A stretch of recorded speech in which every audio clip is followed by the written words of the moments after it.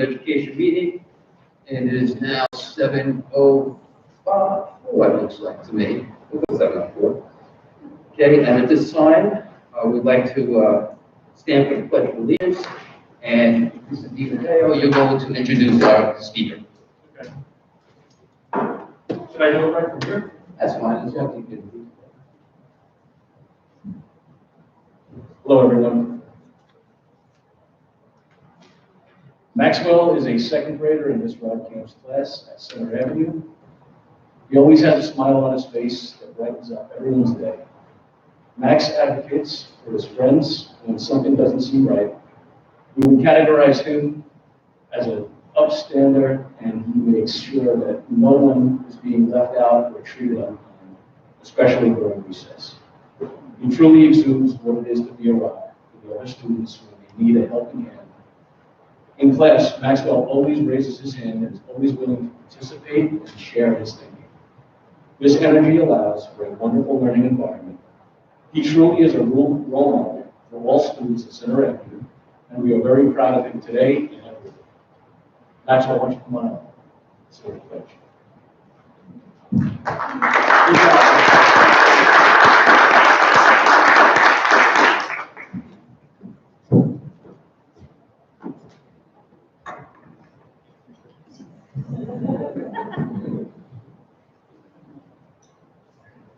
I pledge allegiance to the flag of the United States of America and to the republic for which it stands, one nation, under God, indivisible, with liberty and justice for all. Thank you.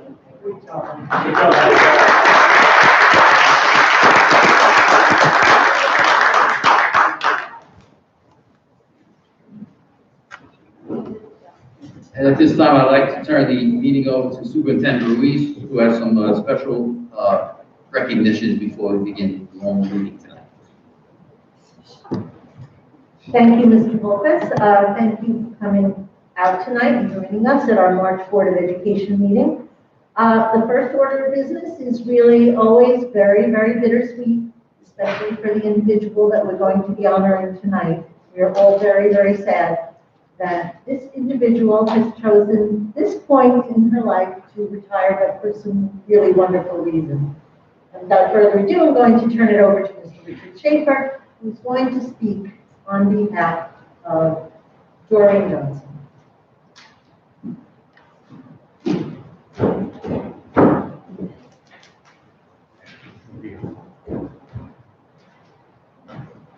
Good evening.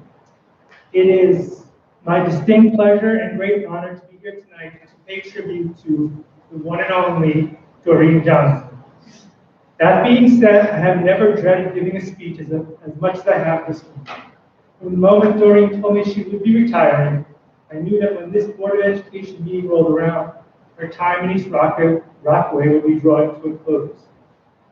Despite what she has continually said over the past few weeks, her departure will leave a hole in this building in this district that will not soon be filled. So the first time I met Doreen was during my 5th or 6th or 12th or 14th round of interviews for the principal job. By the time I got to the committee that Doreen was on, I had already spent an hour talking to parents, an hour talking to students. I thought things were going well. I was able to answer the first few questions that were posed to me by the staff members without too much problem. Then it was Doreen's turn. She introduced herself as the principal secretary, to which I quickly responded, "So you're the one that really runs the school." More about that in a minute. After a few chuckles, Doreen asked me something to the effect of, "What do you see as my role in helping you run the school?" And there it was, a question that I had no idea how to answer. I was totally unprepared. What did I know? I was just an assistant principal from the city who had never had a secretary, but I muddled my way through the question, and the rest is history. But that first encounter is something I will never forget. Now back to what I said about Doreen running the school. I had no idea when I made that comment how true it was. I say this without exaggeration, that if not for Doreen, I would not have survived these past 3 years. Doreen has continually made sure that I knew what I needed to know, made sure I knew it at the exact correct moment, and made sure I knew if I was doing something different than the past.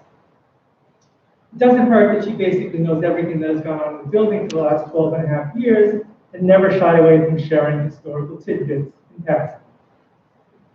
But beyond being a wealth of knowledge, there really is nothing that Doreen cannot do. She knows every line of our budget by heart, knows the, Doreen had printed this for me, I'm going to stop today. Ins and outs, she knows the ins and outs of the purchase order process, is the digital sign master, the cap, gown, and diploma queen, a personal proofreader, and can plan a graduation like nobody else. This was never more evident than last June, when we had to plan 2 socially distant graduation ceremonies outside, all of which had never been done before. Without Doreen, it just doesn't happen. Oh, did I mention she takes shorthand? Still don't get that. It is an understatement when I say that Doreen has helped every staff member of East Rockaway Junior Senior High School in some way. The title of Principal Secretary, as it refers to Doreen, is in this moment. She is a resource to everyone. She is never too busy to help, whether the issue is professional or personal. She is one of the first people that our new teachers meet. She is a sympathetic ear to parents that call with concerns, and she is giving of her time to any student that comes into the main office with a problem. Now, I know Doreen was hoping to ride off into the sunset, or to New Jersey, or to Vermont with her husband Ron, so that she can prepare for the impending birth of her son Stephen's first child, and the upcoming wedding of her daughter Lauren, so I will wrap this up. I am truly thankful for all that you have done for me, the staff, students, and families of East Rockaway. Things here will never be the same without you.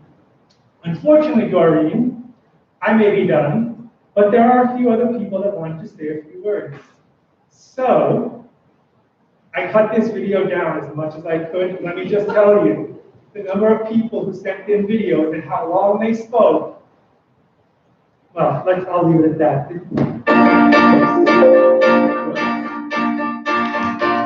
Thank you. Sorry. Thank you for being a friend. Travel down a road and back again. Your heart is true, you're a pal and a confidant. I'm not ashamed to say, I hope it always will stay this way. My hat is off, won't you stand up and take a bow? And if you threw a party, invited everyone you knew, well, you would say the biggest gift. I just want to thank you for all the years that you put in to this district, to this building, and to the teachers here. I know it was always a nice few moments to sit and talk to you, even though you were so extremely busy. It was always nice to chat and catch up on things. I wish you the best in the future, and you'll be missed. Thank you so much, Doreen, for everything you've done. Not only have you just kept us all organized and sane, but you have such a big heart and you've shown us such patience and kindness over all of these years. And I'm so grateful that starting my career that you were one of the first people that I met, and it was just a really great experience from then on. So I remember when I first came to work in the main office, you and a few others took me under your wing and were always so willing to help the newcomer. You always offered such sound advice when it came to work or with anything else going on in life. I will surely miss the banter between you and Sue. I thank you for all that you have taught me, for adopting my senior, and for just being you. I wish you nothing but the best. this building certainly won't be the same without you. I feel like it's a running joke that you truly are the one who keeps the building going. But certainly your work and dedication are no joke to this community. I remember the first time meeting you in that tiny little office over at Schubert. You were so welcoming, so kind, and it was just the best introduction to East Rockaway that a Southern girl could ever ask for. I just want to say congratulations to you. I am so excited for you. I don't know what I'm gonna do when I come running into the office, coming in hot because I forget a signature or something on one of the forms. And you would always be there to greet me with grace, calm, and a cool, collective problem-solving strategy. So I thank you for that. Hi, Doreen. Thanks for always being one step ahead and letting us know what we need to do, and also keeping us on our toes whenever we forget something, making sure that we get it done. I hope you enjoy your retirement. You've been a blessing to everybody here, no matter how long they've been here. When I heard of your retirement, I thought, oh my gosh, how is the school going to continue? You are the person who has kept everything together. You are the glue. You are the source whenever people don't know where to go or what to do. Ask Doreen, she has the answer. And you've always made it look effortless. We will truly miss you.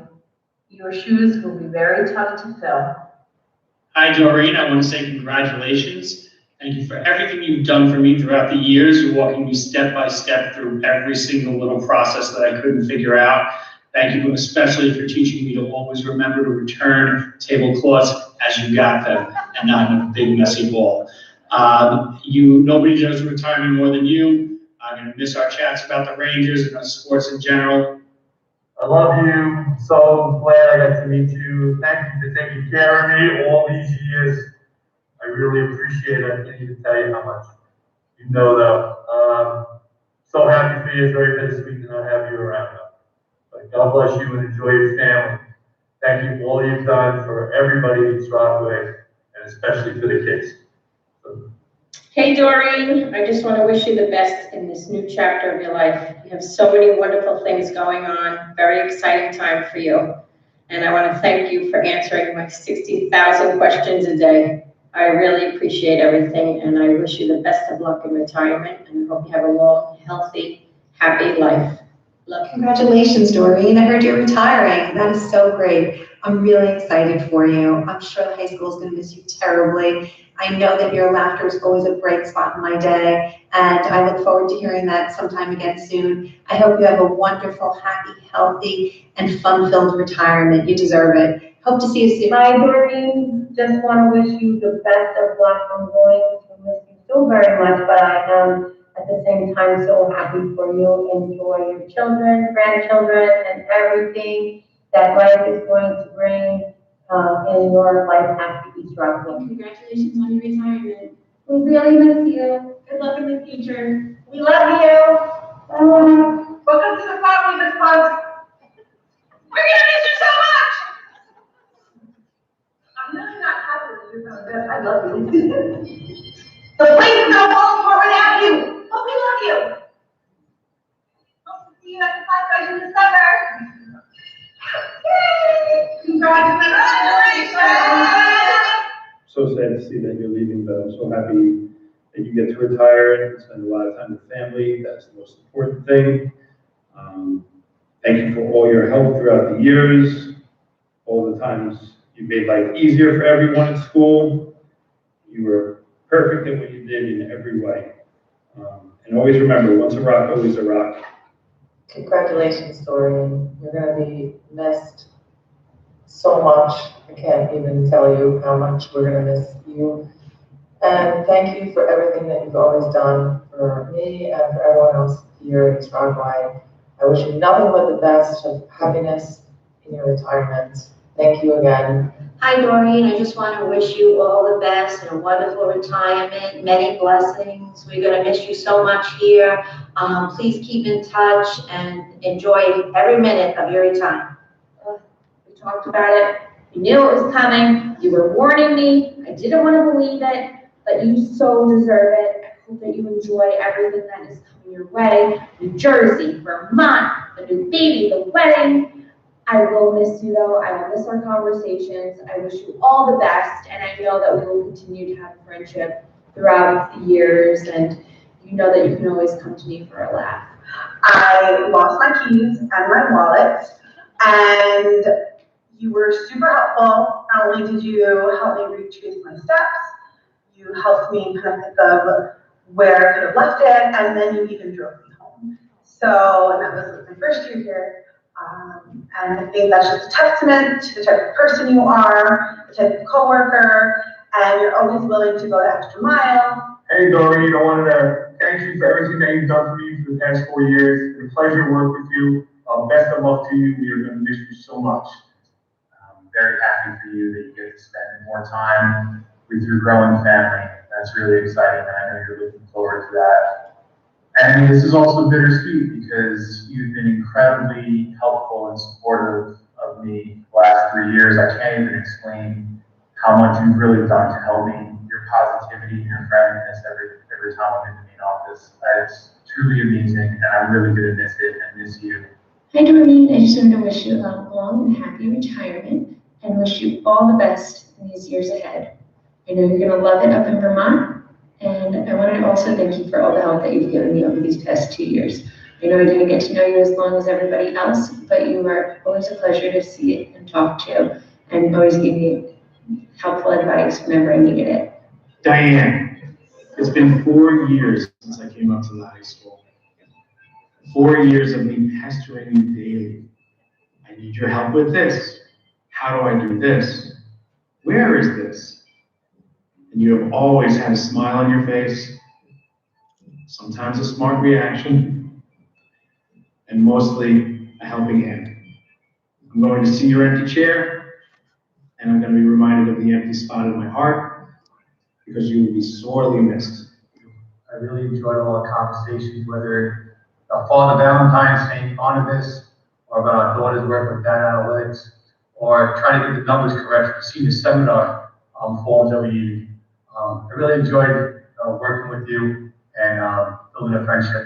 I know you're looking forward to the next phase of your life. We have a saying here, once a rock, always a rock. You're definitely part of our family. Congratulations on your retirement. You will be tremendously missed. I want to thank you for the year I spent with you in East Rockaway, one of the best of my career. Your skill level, collegiality, our give and takes really made the year very special for me. I wish you and your family the best. Stay long, healthy. It's a well-deserved retirement. Please don't spoil the grandchild too much. I know that's the joy of being a grandparent. And I just only hope that the child grows up to be a Giant fan, although that may not be possible with your family. I want to cry in front of the hundreds of thousands of people who should be watching this to share appreciation for everything you've done for this entire community, our teachers, our staff, our students, our lives, our efficiency. You name it, you've done it, and we will miss you beyond words, especially me. I think we came in our first year here together. If not soon thereafter. I would know the accurate date, but I would have to ask you, like I always do. We miss you. You will always rock. Hello, Doreen. Congratulations on your retirement. Retirement is a beautiful thing, and I know you're going to enjoy it. You've been a tremendous asset to East Rockaway High School for many years, and I'm sure they're all going to miss you greatly. I wish you health and happiness in your retirement. May you enjoy it thoroughly. You'll always be my favorite second choice. Take care. I hope to see you soon.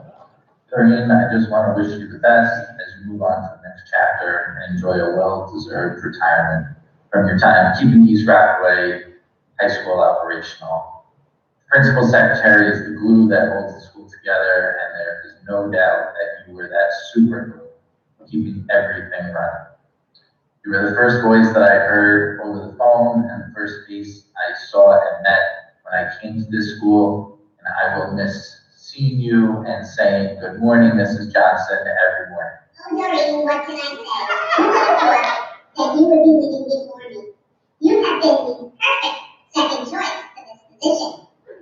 But clearly, you were only thinking of yourself when you made the decision to retire. It's not too late to change your mind.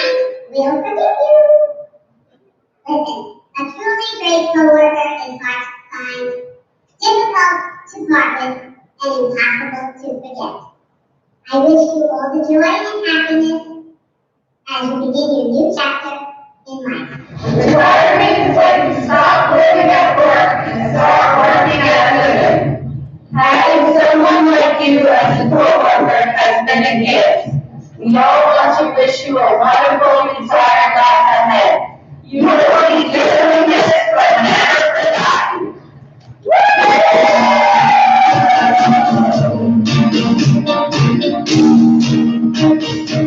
Thank you for being a friend. Thank you.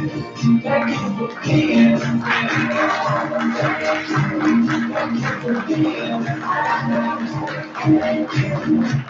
Thank you. Okay, Doreen, start to make the most.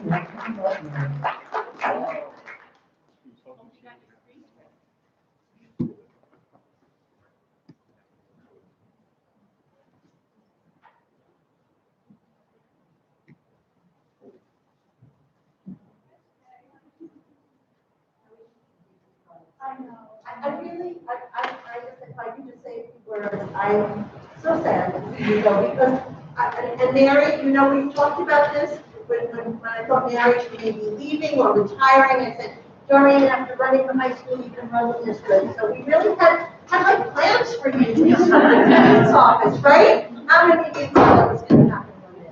Like, it's crushing that you're going to go, but you're such a wonderful, wonderful mom, a wonderful friend, you are a wonderful daughter, your mother, you lived through that sadness, but it really showed you who you are as a person. It's really so, you're beautiful. Thank you. Yes, I have over here presented from the district, Doreen Johnson, East Rockaway, US 17, 13 years of dedicated service, April 7th, 2021, and it's an apple. And you know, from watching that and knowing Doreen, you're the apple of our eye.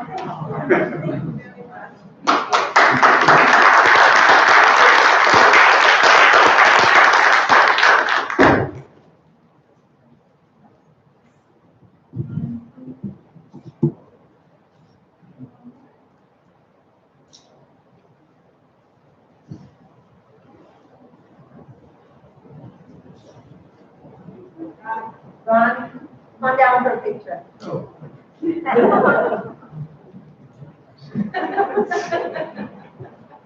As they say, behind every good woman, there is a good man. Behind a good man. There you go.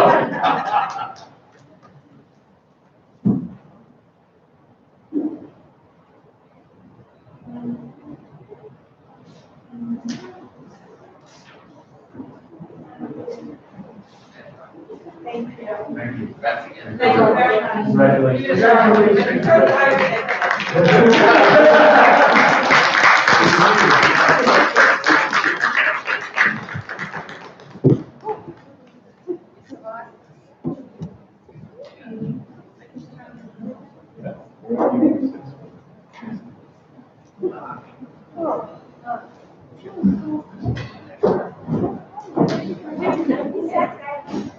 We have one more award or presentation that we would like to make tonight.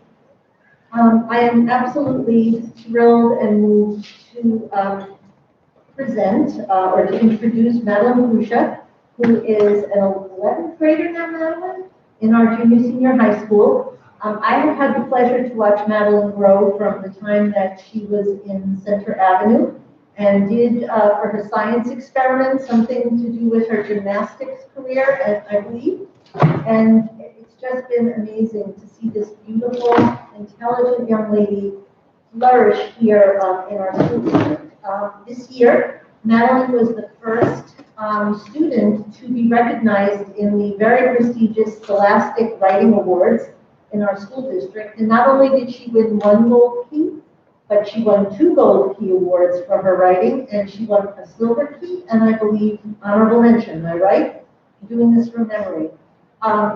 Madeline shared with me one of her very, very beautiful and poignant pieces, and it literally brought me to tears. I said to her, the sign of a great writer is when someone can experience the emotion of what you're writing about. And she wrote a beautiful essay about her relationship with her grandfather and really touched me personally. And I haven't been touched by someone's writing like that in a very long time. So we're so proud of her and all that she's accomplished. You'll hear more about Madeline tonight. She's really one of our shining stars of many, but one that really stands out in our high school. And we've invited her here tonight to share one of her essays of her choice. So Madeline, I'd like to invite you up to read one of your pieces and share with our audience.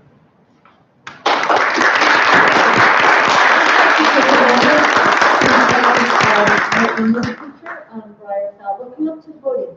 Briar Falvo, who has provided the mentorship and the support and the instruction that I know has influenced Madeline's writing. So thank you to Mrs. Falvo as well for everything that she has done to spark the talent that you're going to hear. You're going to be very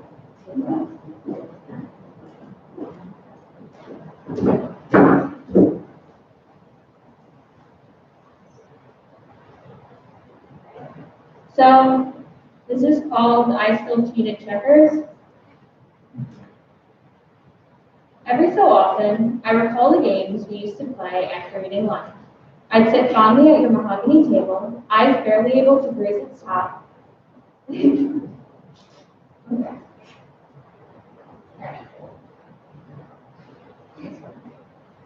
have to hear every word.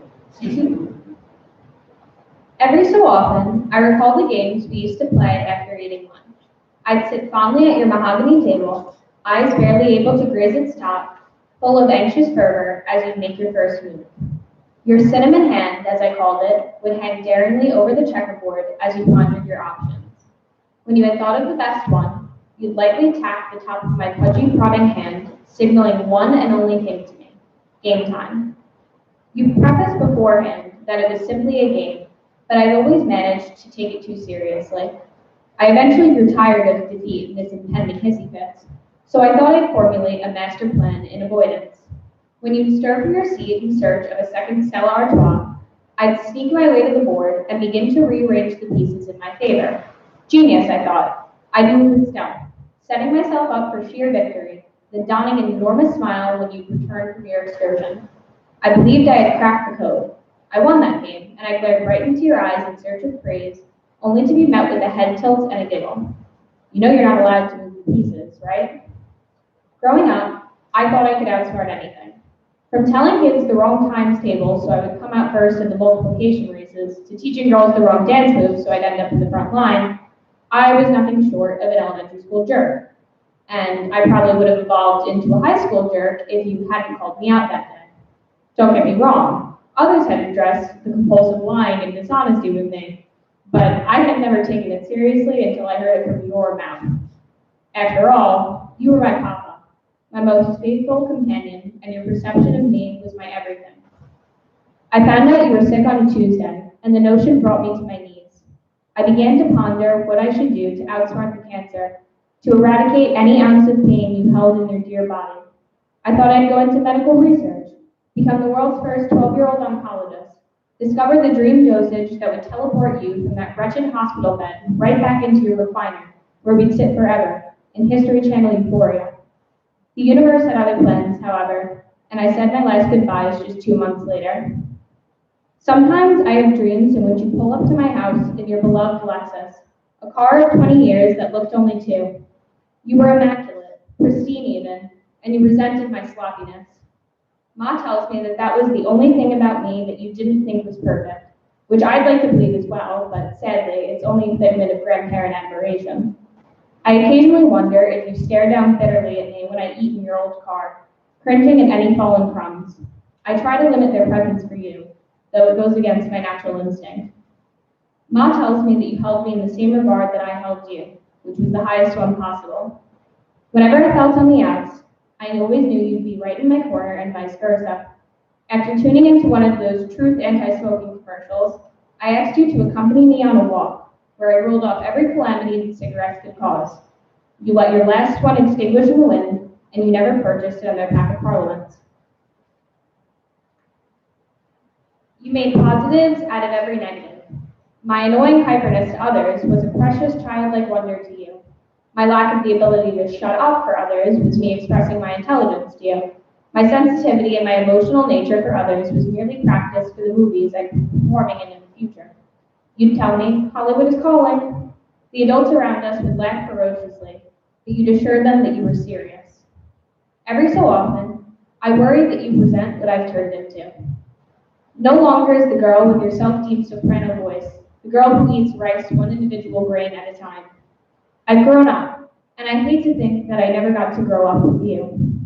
Sometimes I resent my maturation. I wonder if I've lost that childlike wonder that drew you to me, that imaginative, bouncing off the walls, slightly mischievous behavior that you knew and adored. Sometimes I think I am a creature, one that has fallen prey to the circadian rhythm of life with total acceptance, one that has let any sort of spark she once possessed fade into nothingness. I worry that I am not the girl that you used to eat Italian ices with on Crossway Boulevard, discussing the atrocities of every street sign, every color that painted the sky. I'd like to think that I still carry a large part of my childhood with me to this day. It makes me feel as I get to carry a little piece of you. For instance, Papa, I still cheat at checkers. I know, I'm not proud of it either, but I found a boy, and don't worry, Grandma loves him, who will play with me after we eat lunch, and he knows that I still grapple with the concept of being a sore loser. So, he occasionally lets me win. I still do other things too, Papa. I still spin in circles until I can no longer stand, transporting myself far, far away from everyday consciousness. I still drop things and spill things and knock things over, but you aren't there to claim it's because my mind is too busy. I still watch Pawn Stars with intense focus, I still eat my morning chocolate, and I still enjoy to scream sing, although I have no sense of pitch. I still can't snap effectively. I still enjoy committing obscure facts to memory, and I still can't sleep for more than 2 hours without awaking. I still have a wealth of thoughts that whirl in my mind, but rather than recant them to you, I now write them down on paper. You'd always tell me that Hollywood was calling. Someday, I dream of formulating those whirling thoughts into scripts and plays that will one day come alive on that big screen. I dream to express my emotions through literature and to harness the spark that you always claimed I had. Papa, while I may still cheat at checkers, I really hope you feel pride when you look down on me. I hope to make you proud for the duration of my life. Thank you.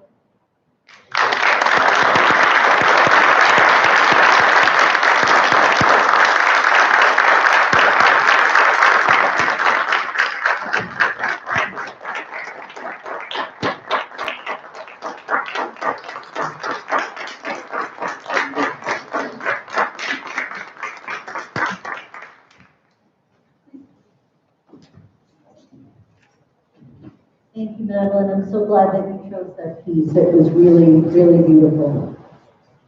And I wish you, I know we're going to see your name, screenplay by Madeline Khrushchev down the road on the big Hollywood screen. So good luck to you. And I believe your winnings will go on to compete at the national level further. And we hope to hear great things because your pieces are just beautiful. So thank you again. And all the best to you and continue writing. So tonight we're going to, as a requirement to a recent amendment to education law, 2801, regarding a public health emergency involving a communicable disease, we have a requirement to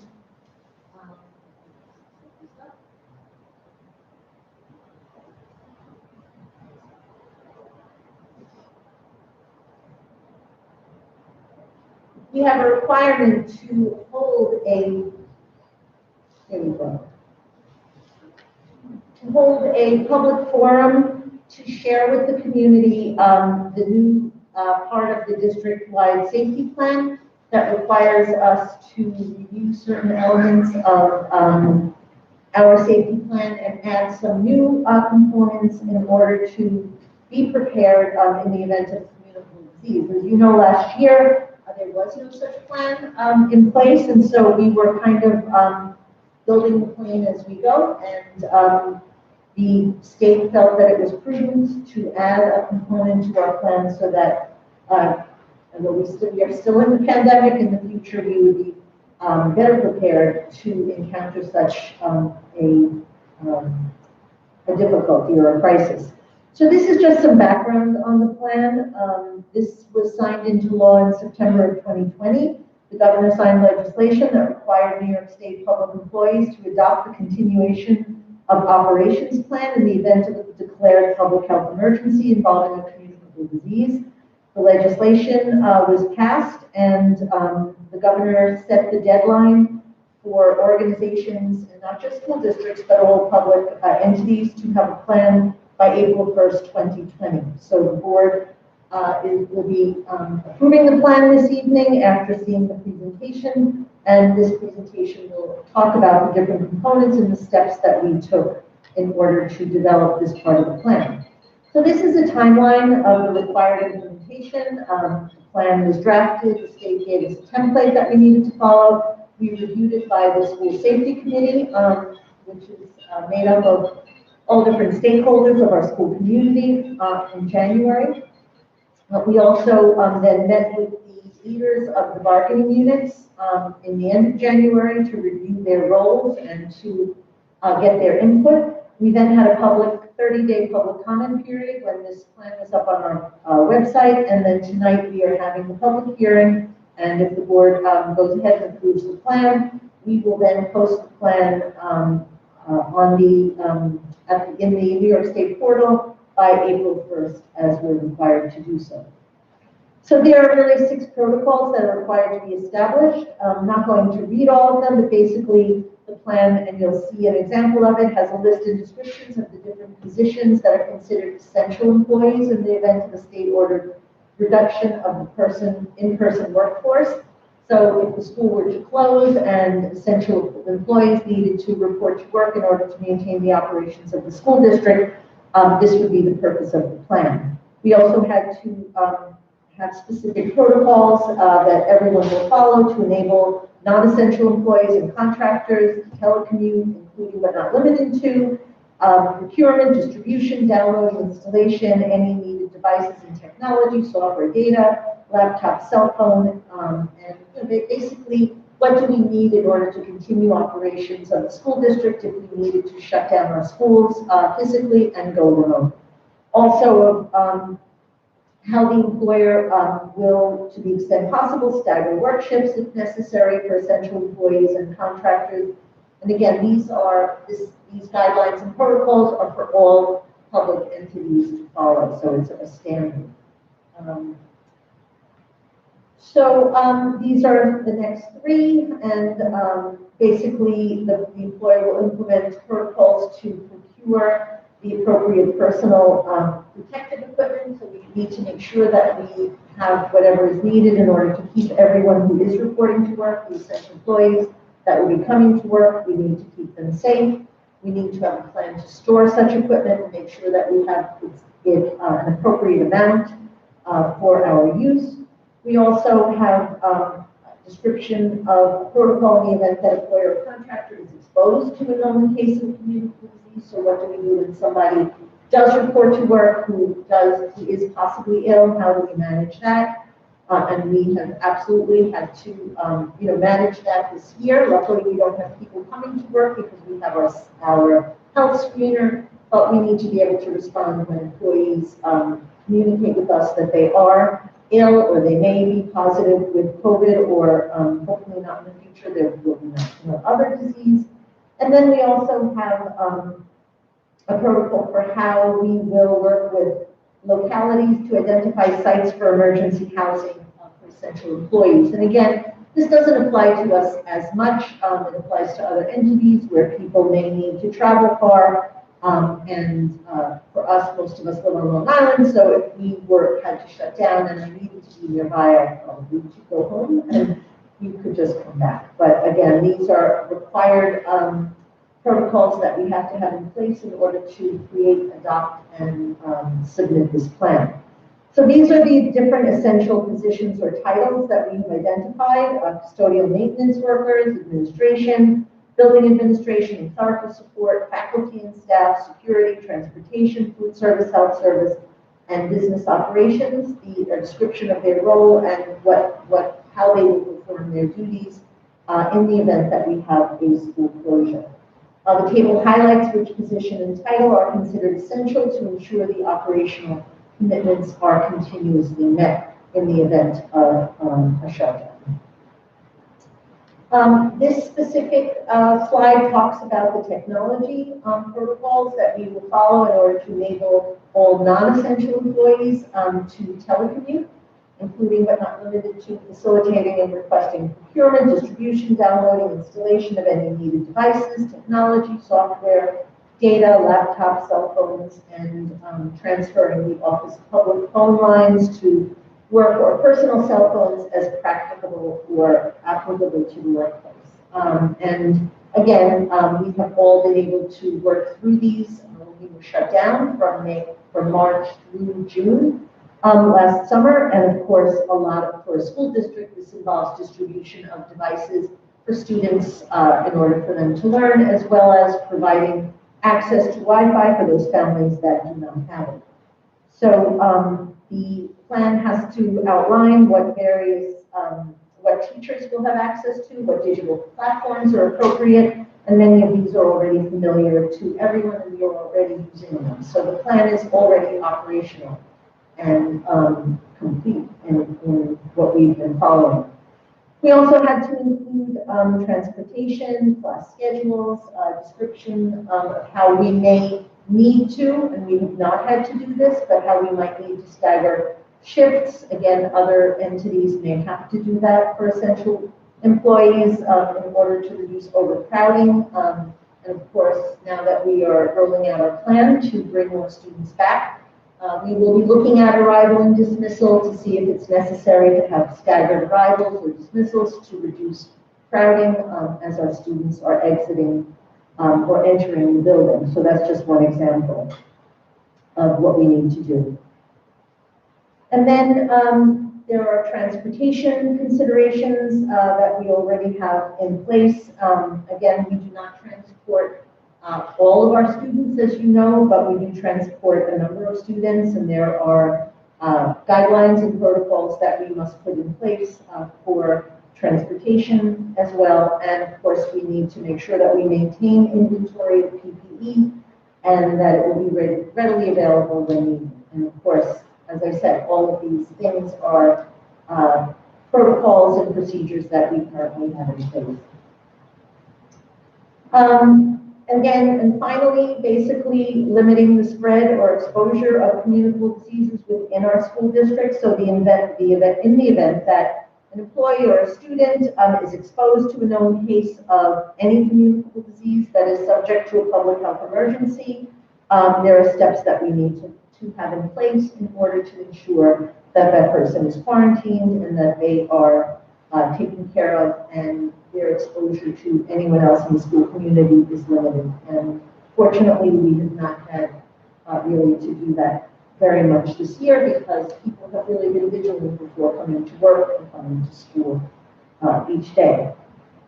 But we're glad that we already have this is the overarching plan, but we have all building procedures in place to address all of the facets of this plan already. And so it was really a formality to complete the plan and then follow the steps that are required by the government in order to share the plan with the public, get input, share with the union leadership, with the safety team, and then formalize the plan and submit it. And then the last thing, as I said, was that if emergency housing were needed, an essential employee could be housed locally if that were required. And again, just a formal component of the plan. And that's it. So are there any questions about this new requirement for our district?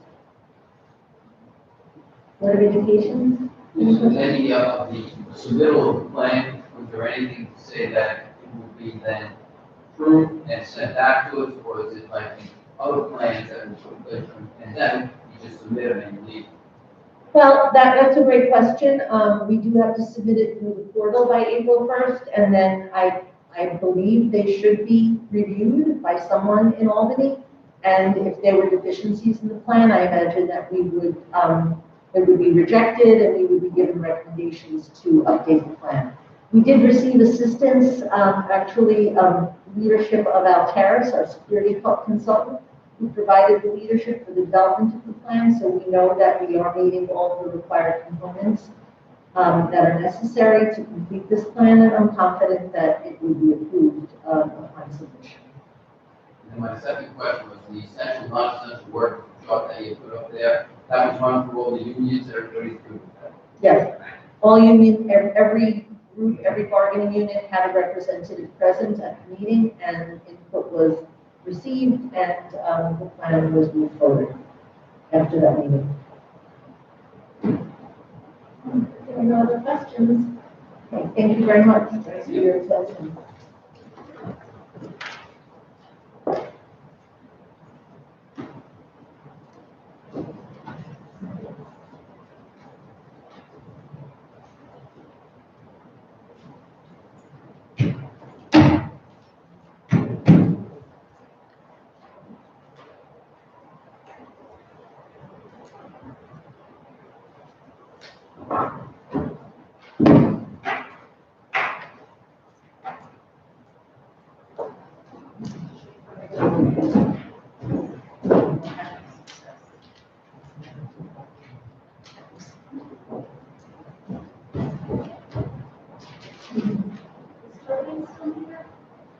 The box top for her.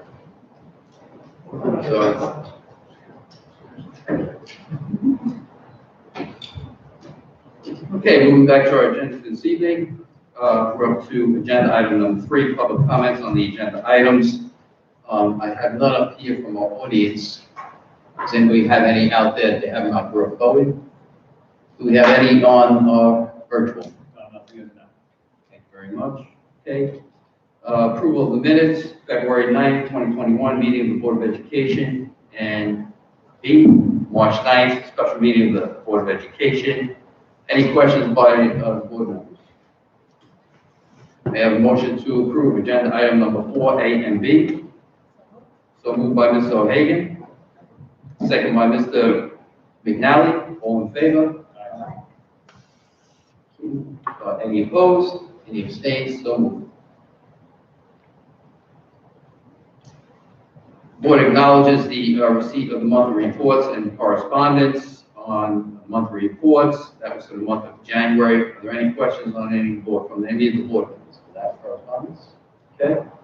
And secondly, the correspondence that we received on the BOE at eastrockawayschools.org. There were several correspondences past month. They were all addressed individually. Correspondences really came on the fact of our plan of moving forward and bringing back students into the school, which Superintendent Ruiz will speak about later on, okay, through the evening, okay? And also, our Board of Ed, our union, also teachers union had expressed some interest in the same topic, and Mr. Ruiz again will discuss that later on, and did acknowledge everything back. Okay, agenda item number 6, and I'm going to turn this over to our superintendent at this time.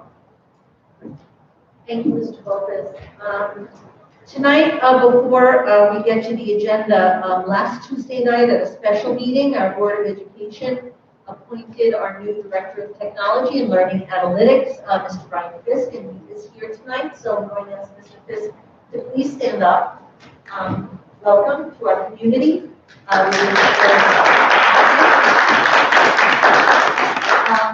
Mr. Fisk brings a diverse educational background in East Rockaway Schools, serving previously as an educational technology specialist with the Nassau BOCES Model Schools, a former high school director of instructional technology, and prior to that as a health and physical education teacher, department chair, and varsity JV coach.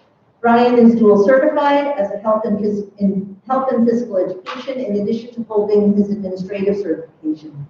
He's currently a doctoral candidate at Manhattanville College, researching flip leadership in a spin-off of the increasingly popular classroom practice.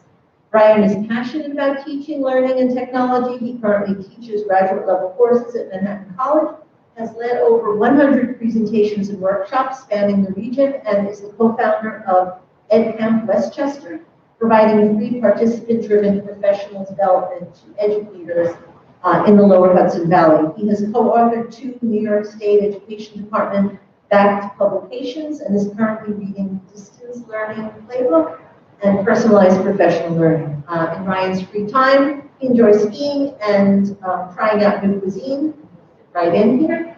when things get back to normal. He lives in Barrack with his wife Dina and his 2 young daughters, Olivia and Hallie. And you can follow Ryan on Twitter at Ryan_Fisk, and see all the exciting things that he's going to be bringing to the district. So Ryan will be starting next Monday on March 22nd, and we welcome him to the district, and you'll be seeing a lot of him. Thank you.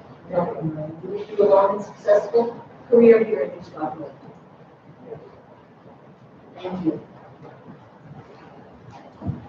So going on with our agenda, tonight, I'm also recommending that the Board of Education accept with regret the resignation of Nicholas Morelli for the purpose of retirement from his technology teacher position.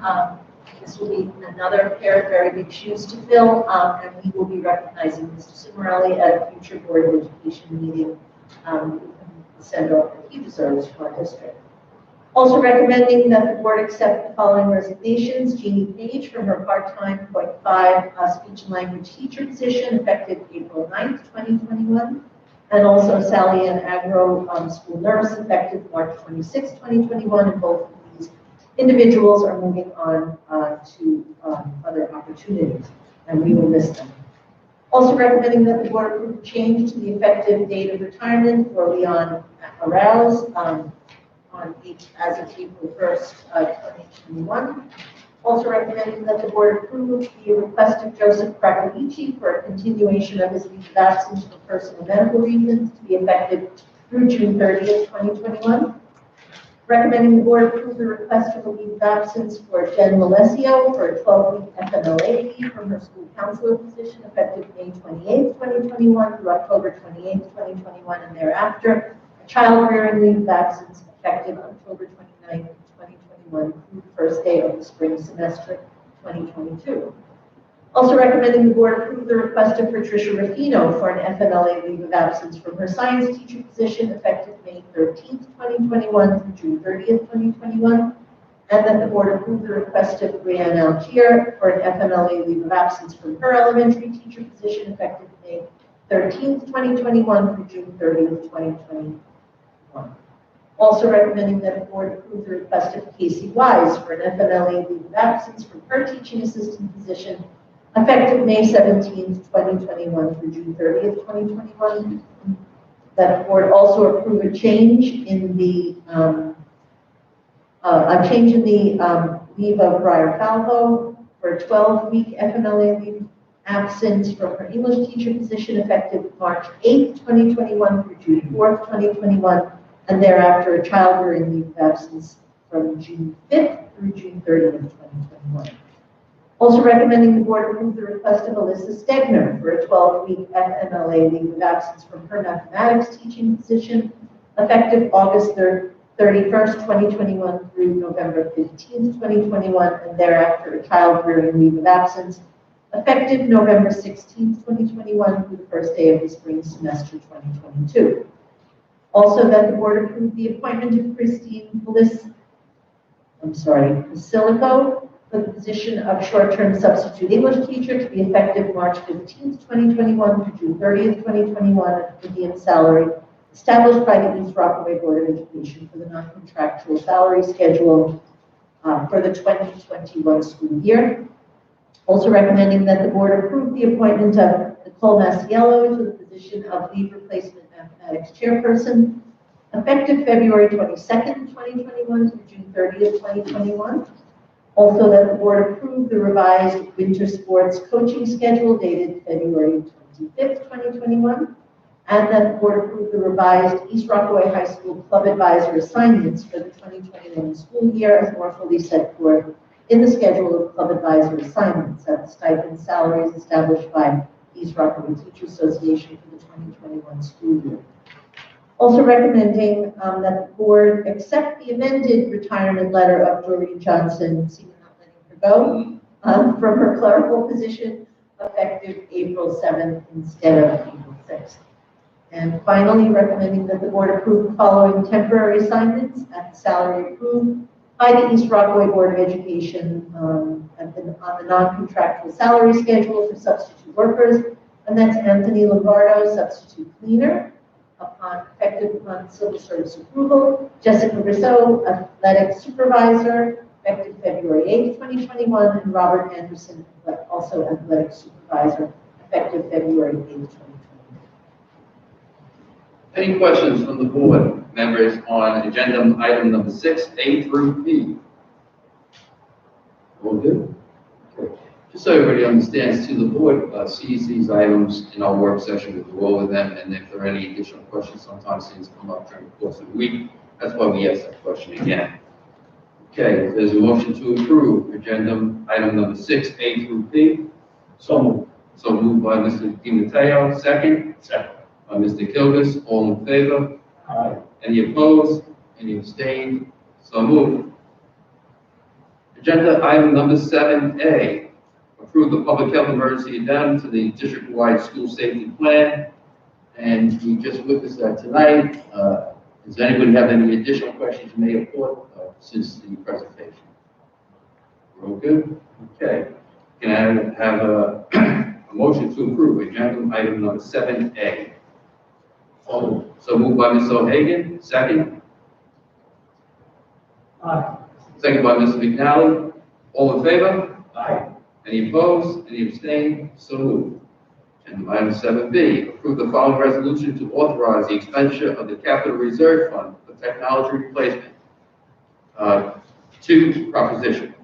Whereas the Board of Education East Rockaway Union Free School District has determined that there is a need to undertake certain technology upgrades to commence during the 2021-22 school year, which are known as projects, as described in the outline contained in the 2021-2022 budget proposal on file and available for public inspection in the office of the district clerk.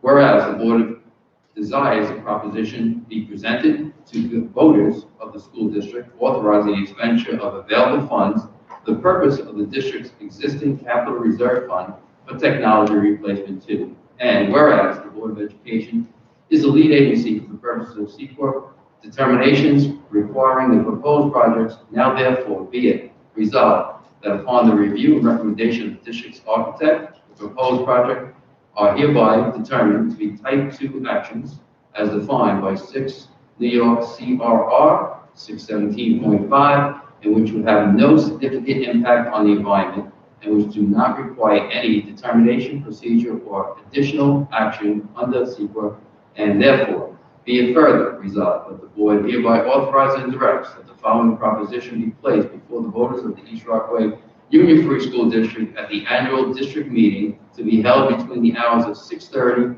and 9:30, 6:30 a.m. that is, and 9:30 p.m. on May 18, 2021 at the East Rockaway Junior Senior High School, and that the district clerk be hereby authorized and directed to give notice to such proposition to be voted at said annual district meeting by publishing a notice thereof 4 times within the 7 weeks next preceding the district election. The first publication be at least 45 days and before the election, and to have the necessary ballot labels printed for each vote in the form corresponding to as nearly as may be with the requirements of the education law and the provisions of the voting machine rules and the district, school district. Proposition number 2, which is the capital reserve fund for technology projects. Resolved that the East Rockaway Union Free School District is hereby authorized to undertake certain district-wide purchases and/or replacement of certain technology and telecommunications equipment and software project during the 2021-22, as described herein, to be funded from existing reserves at no additional cost to district taxpayers, to consist of the following: computer hardware upgrades, network upgrades, smart classroom upgrades, including equipment, construction, and other required work and preliminary incidental financing costs, and to expand therefore an amount not to exceed $170,000 to be funded as follows: $170,000 from the District Capital Reserve Fund for Technology Replacement 2, established on May 20, 2014, provided that the detailed component costs may be reallocated among such components if the Board of Education shall determine that such reallocation is in the best interest of the district and can be made without any material change in the scope of the project. let's get a little pause here so I can take a break and get a breath and hear from the board members here. Any questions on agenda item number 7B? Questions? Okay, may I have a motion to approve agenda item number 7B? So moved by Mr. Kilgore, second? Second.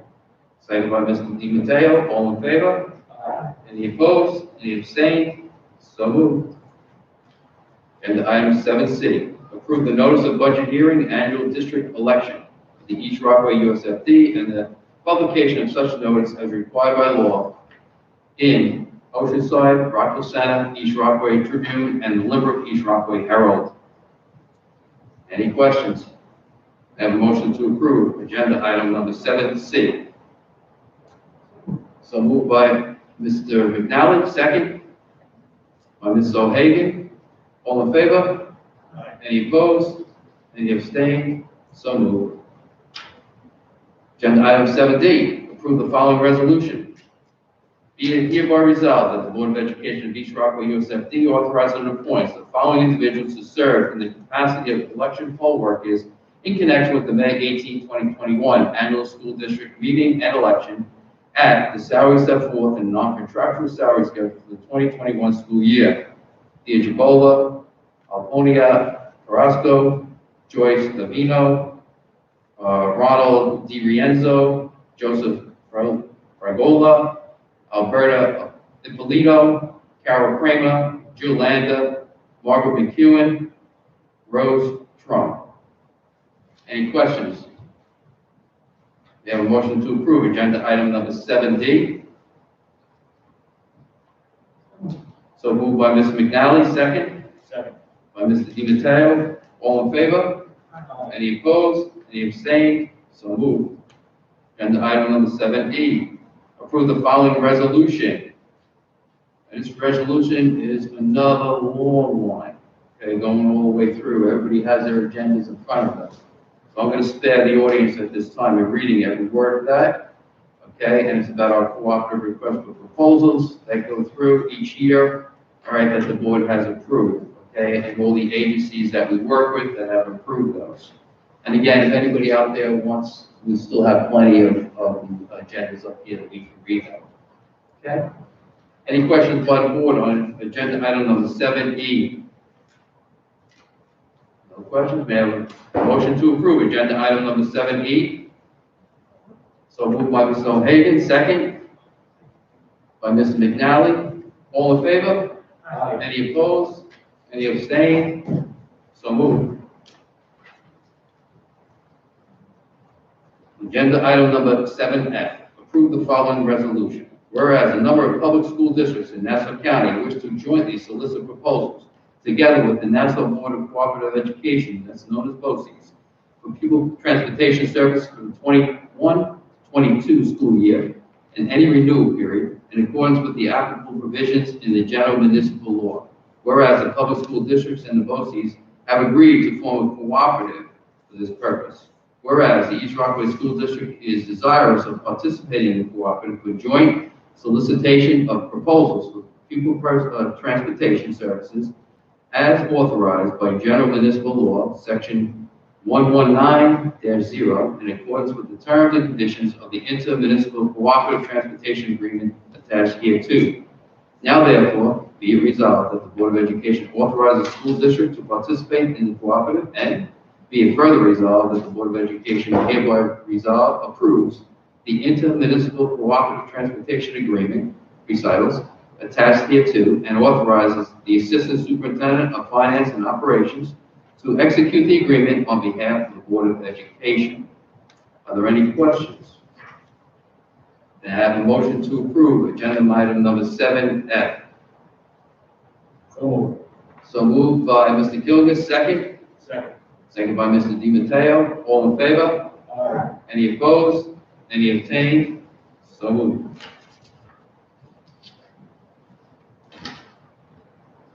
Agenda item 7H, approve the following resolution. Be it resolved.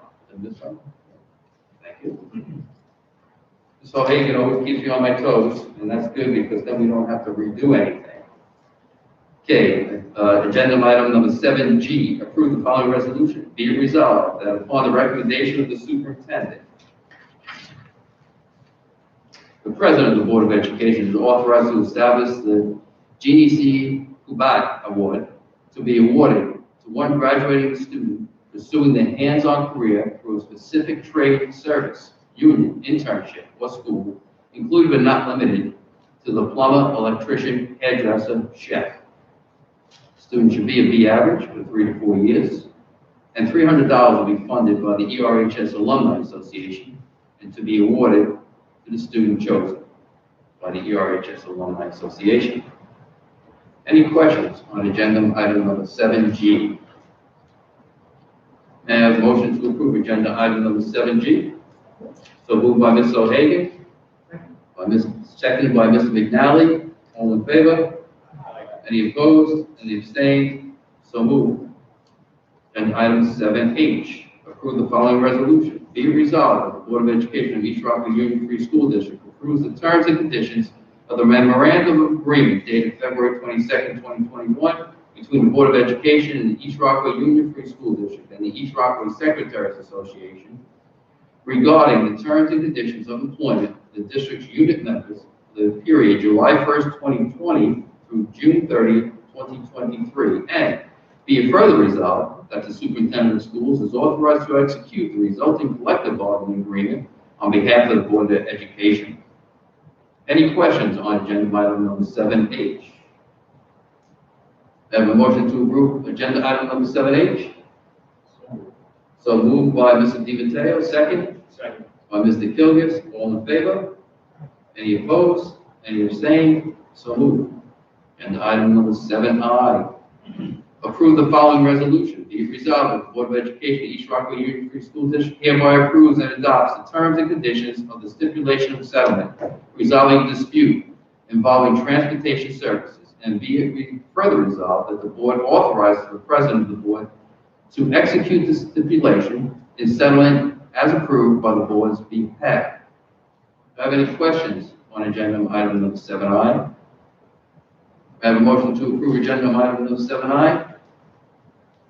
So moved by Ms. O'Hagan, second. Second by Mr. McNally, all in favor? Aye. Any opposed? Any abstained? So moved. Agenda item number 7J.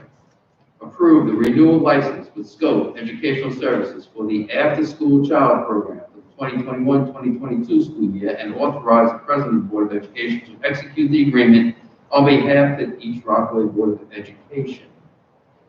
It's pretty clear cut, everybody, right? Okay, good. I just had to change my asking if there are any questions. We have a motion to approve agenda item number 7J. So moved by Mr. Mateo, second. Second by Mrs. McNally, all in favor? Any opposed? Any abstained? So moved. Approve the health and welfare agreement between the East Rockaway USFD and Hicksville USFD for the health and welfare services of the 2020-2021 school year, and authorize the president, the superintendent and the president of the Board of Education to execute the agreement on behalf of the East Rockaway Board of Education. Agenda item number 7K. Any questions? A motion to approve agenda item number 7K. So moved by Mrs. O'Hagan, second. Second by Mr. McNally, all in favor? Any opposed? Any abstained? So moved. Agenda item number 7L. Approve the health and welfare agreement between East Rockaway USFD and Lynbrook USFD for the health and welfare services of the 2020-2021 school year, and authorize the superintendent and the president of the Board of Education to execute the agreement on behalf of the East Rockaway Board of Education. Any questions on 7L? Have a motion to approve agenda item number 7L. So moved by Mr. McNally, second. Second. Second by Mr. Kilgus, all in favor? Any abstained? Any opposed? So moved.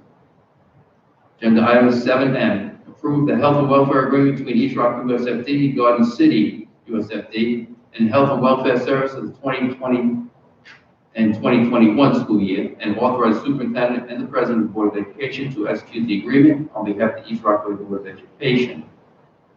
Any questions on the board? And motion to approve agenda item number 7M. So moved. So moved by Mr. DiMatteo, second. Second by Mrs. O'Hagan. All in favor? Any opposed? Any abstaining? So moved. Agenda item 7N, approve the terms and conditions of letter of agreement between CBIZ Evaluation Group, LLC, and the East Rockaway Union Free School District evaluation of land and buildings for the 2020-2021 school year, and authorize the Assistant Superintendent of Finance and Operations to execute the letter of engagement on behalf of the East Rockaway Board of Education. Any questions on agenda item number 7N? And motion to approve agenda item number 7N. So moved by Mr. McNally, second. Second. Second by Mr. Kilgus. All in favor? Any opposed? Any abstained? So moved. 7O, approve the contract for services with Ashley Gets It Done, Transportation Consultant, for the period April 1st, 2021 through March 31st, 2022, and authorizes Assistant Superintendent of Finance and Operations to execute the contract for the services on behalf of the East Rockaway Board of Education.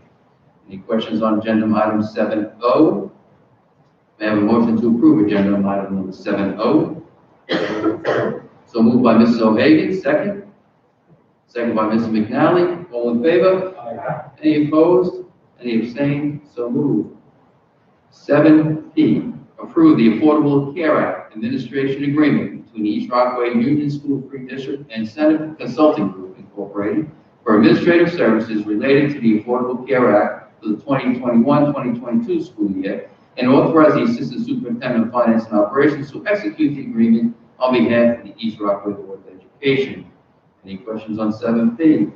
I have a motion to approve agenda item 7P. So moved by Mr. DiMatteo, second. Second. By Mr. Kilgus. All in favor? Any opposed? Any abstained? So moved. 7Q, approve the terms of the letter of intent dated March 4, 2021 with Nassau BOCES for a 48-month lease for 2 Xerox multitask copy machines, and authorize the Assistant Superintendent of Finance and Operations to execute the letter of intent on behalf of the Board of Education. Any questions on 7Q? A motion to approve agenda item number 7Q? So moved by Mrs. O'Hagan, second. Second by Ms. McNally. All in favor? Any opposed? Any abstained? So moved.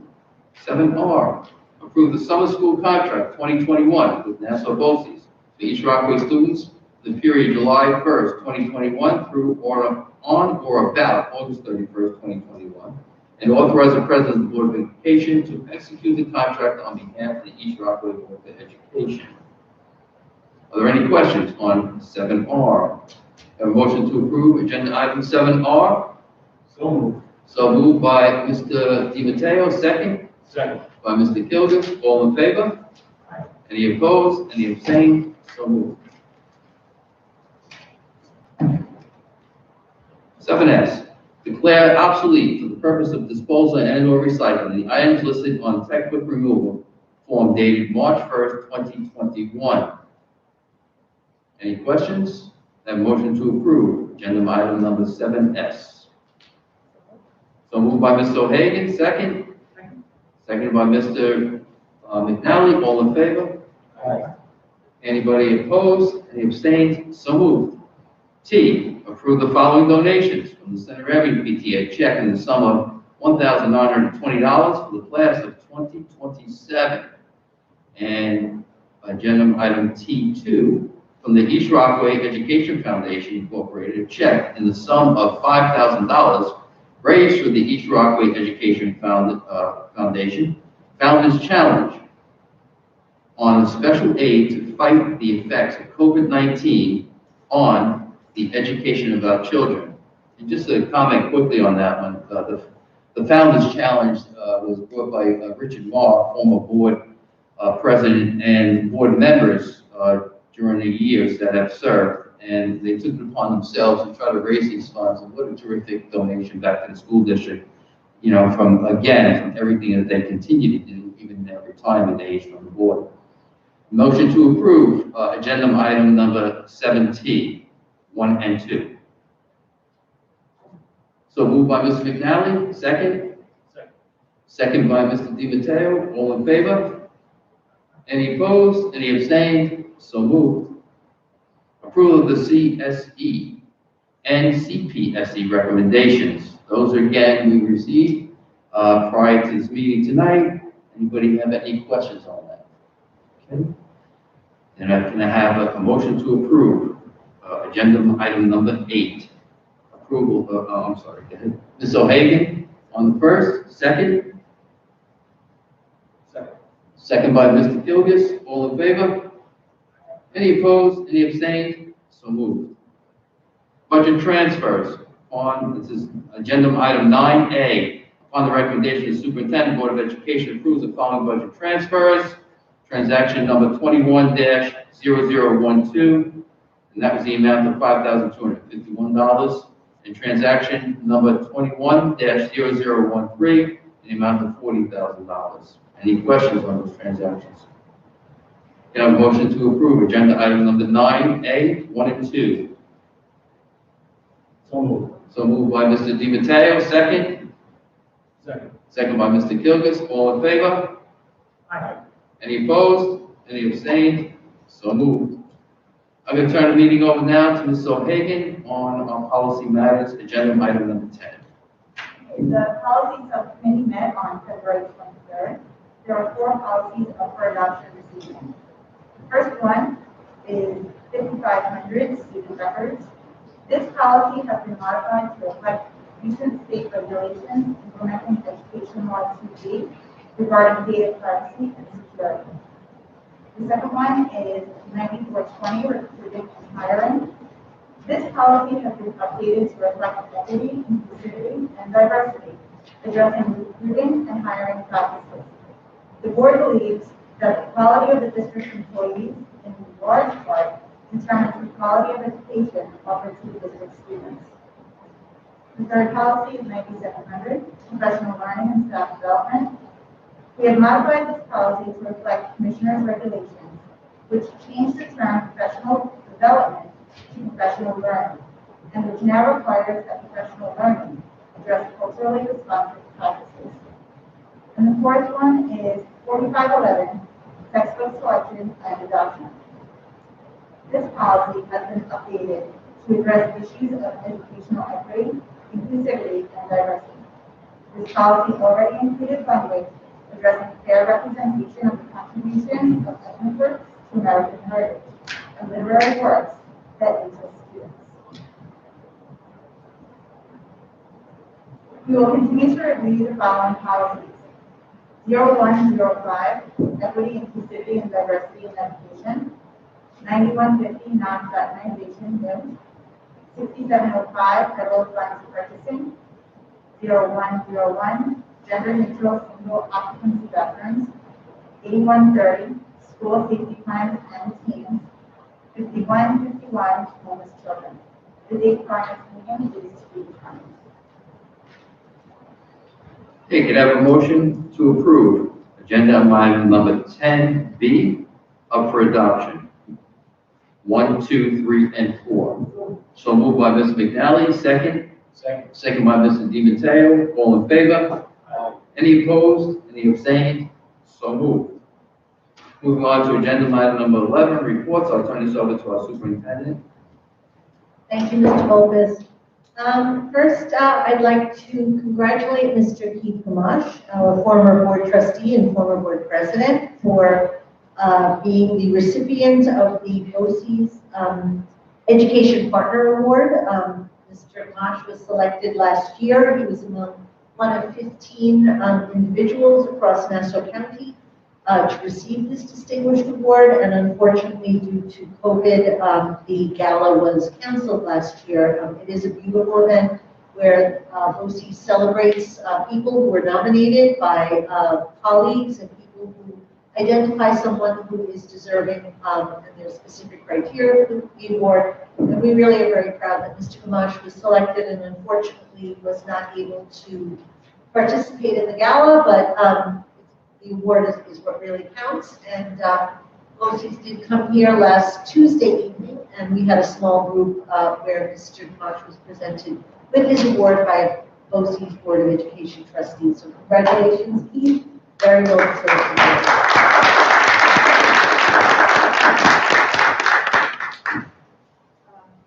Also, I'd just like to thank Mr. Schaefer for his video. I know that was a labor of love, and I know you really meant every word about Doreen. She really does. She's going to be very sorely missed. That was a very fitting tribute, one that was very well deserved. I want to just speak a moment about our return to full in-person learning plan that's going to be rolled out to parents on Thursday evening. But before I do, I want to really take another opportunity to thank our Board of Education for their ongoing support during this really challenging year, as well as our faculty, our staff, our administrators who come to work every single day, who really have supported our students and our school community and our families. But I also want to thank our students and our parents, because this takes really, it really redefines what it means it takes a village, because if our community is not safe, that means our kids are coming to school and could potentially be infecting others with the virus. And when I see the data from other districts, although the positivity rate is much, much lower, we know that throughout this entire pandemic, from September, we've had very few number of cases, and it's a credit to our school community, because we know that that's what the data shows, that the spread is out of the community. And so we do hope that as we open to full in-person learning in the coming weeks, that our community will continue to follow all the health and safety guidelines. Now is not the time to relax those. It's a time to continue to be vigilant. We know that some of the regulations have been relaxed for those of us who are fortunate enough to be vaccinated. We hope more people will be vaccinated. We did partner this week with Mount Sinai South Shore Hospital, and there's a teacher pod on Friday, and many of our faculty who have not yet been able to obtain vaccination are able to go there on Friday and receive their first dose, and then will be scheduled for the second. So we hope that that continues, because we know that we want everyone to be safe when we open our doors and return our students. So last week we presented information to the board that formed the basis for the district's plan to return students to full in-person learning. We looked at parent, faculty, and staff and student survey results, information from scientific experts. We looked at the latest CDC guidelines from February 2021. We looked at data from other school districts in our area in Nassau County, as well as in Suffolk County and around the region. And of course, we've been studying the positivity rate for our area, which we will continue to monitor. It's now at about 4%. We developed the following guiding principles that drive our process, and these included, first and foremost, student social emotional well-being. We know how important that is, and we know that our students have been impacted by not being in school. We looked at academic outcomes for our students. We looked at the data, how are kids doing, who's struggling. We just heard a recent phrase that was coined. It was about, they called it unfinished learning, because that's really what it is. It's not that kids are struggling, it's that they haven't finished learning the course of study that they're supposed to be learning. They haven't had an opportunity to complete the instruction and receive instruction in the typical way. And we don't want to fault our students for that. It's been a challenge. We also know that a consistent routine and full engagement for our students has been disrupted, and that also impacts their learning. We looked at the impact on our faculty and staff, because after all, they are on the front lines every day with our students in the classrooms. We looked at the impact on families, because we know it's affecting your livelihood, childcare issues, and consistency and stability for your students coming to school every day. And of course, what was underpinning everything we did was maintaining a safe school environment for all. So with that said, we have proposed some plans that we have now adjusted based on some feedback that we received from a number of constituents and stakeholders, and as a result, we'll be moving forward with this plan. It was shared with faculty yesterday, and it will be shared with parents Thursday evening to return our students in a phased-in approach. Now, the reason we're doing that is we need to gauge how things are going. We don't want to have everybody coming back full-time at once, because we really won't know the impact. And we do want to be prudent. If you listen, I know you all listen to the news every day as I do, and there's still a need for caution, and there's a need to be prudent and to monitor. And this way will allow us to adjust all of our procedures, make sure that things are going well as we bring in groups of students over a 3-week period, which we have reduced from the original presentation after receiving feedback. Basically, this will still depend on the positivity rate remaining stable and the arrival of the barriers that have been ordered and will be installed. Some people had asked why weren't we better prepared, why didn't we order the barriers, and I want to address that. The reason for that is they're very, very expensive. It will cost, the cost is about $45,000, and we will need to be paying overtime for our custodial workers to install those barriers after school hours because it can't be done during the day because you're using the classrooms and desks. And so there will be a considerable cost, and we wanted to be sure that this was going to be the next step before we expended those very, very valuable district resources. And they will be arriving, we hope in a timely manner. It will allow us time to get the classrooms ready to receive our students appropriately and in a safe way. So beginning April 12th, grades 4, 7, 8, and 12 will return. So that's the first group. Beginning the following Monday, April 19th, grades 5, 6, and 11 will return. And beginning the week of April 26th, grades 9 and 10 will return. And there was a lot that went into making those decisions. It was not an easy decision. There were a lot of factors that we considered, and I hope, that plan works. I know every single person is not going to be happy, and it's not a perfect plan, but we do feel that it meets the needs of our students. There were factors such as the state testing, the AP exams, a lot of feedback from parents about seniors, and so we responded to that, and we feel that it is the most prudent approach to bringing students back, and we hope that by April 26th, everyone who wants to come back will come back. Beginning next week, we'll also be collapsing some of the classes at Rain Avenue. Center Avenue, we need to install additional barriers, but the students in grades K-3 will, within the next 2 weeks, next week, and then after we come back, they will be collapsed into one classroom, so we won't have a pilot and co-pilot anymore. Kids will be in one room together with barriers. We also, if there are any students, we will be sending out a survey Thursday evening immediately following the parent forum, asking parents to commit to either full in-person learning or full remote learning. The hybrid model will go away. There's no need for that, and we did get a lot of feedback from our students, which you will hear on Thursday night, that that was the most challenging model for them to be coming in and out of school. And so there will be no need for the hybrid model, and we will expect students to report every day if they are committing to a full in-person model, and they will need to commit to that. So the only absences that will be excused and will be children allowed to finish remote if they're quarantined or if they are infected with COVID and must quarantine.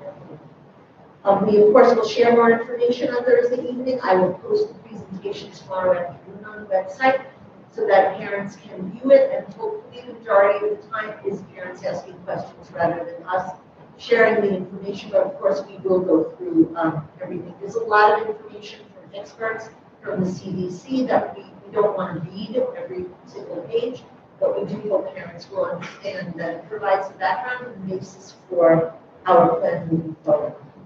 I do want to thank, again, faculty, staff, and administrators for their effort as we work through this. We're confident and we are encouraged by the data that we're seeing across our area in the country that schools can reopen safely. But as I said in the beginning, we really must enlist the support of our school community. The evidence does show that COVID cases are not spreading in schools, but rather spreading in the community. And therefore, we ask that our families continue to practice social distancing and all health and safety guidelines so that we keep the incidence of COVID in our school community low. Should things change, we will be prepared to respond, whether it will be to close the school for several days, or whether we need to reevaluate the model. We need to see what happens, but we are committed to staying open. We've all been in communication with our colleagues in other districts that have started to reopen, and the results are very positive, and it seems that it's being done safely, and that there has not been an increase in positive cases of COVID within school districts that are returning.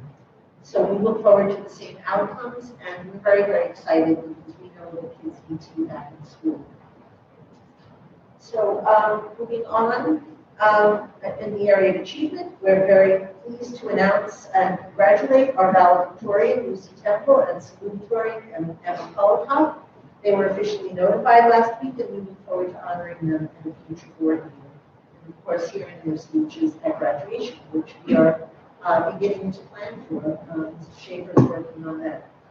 The boys varsity basketball, girls varsity basketball, and varsity co-ed cheerleading all achieved Scholar Athlete Team distinction by having a team GPA of at least 90%. Additionally, 32 winter athletes, 65% achieved Scholar Athlete distinction by having over a 90 GPA. After competing against, Solomon Schechter, Holy Trinity, and Freeport, the East Rockaway mock trial team has advanced into the Sweet 16, the National Bar Association mock trial competition for the first time. So kudos, I think that's Mr. Gibbons. Oh, Mr. Canale, sorry. They will compete, well, kudos to Mr. Canale, both of them, okay, to both of them.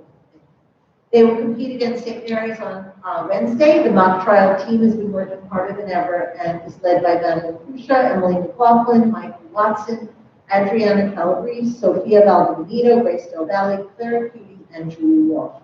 So please cheer them on. Congratulations also to our DECA participants for competing in the New York DECA SCC competition this past month.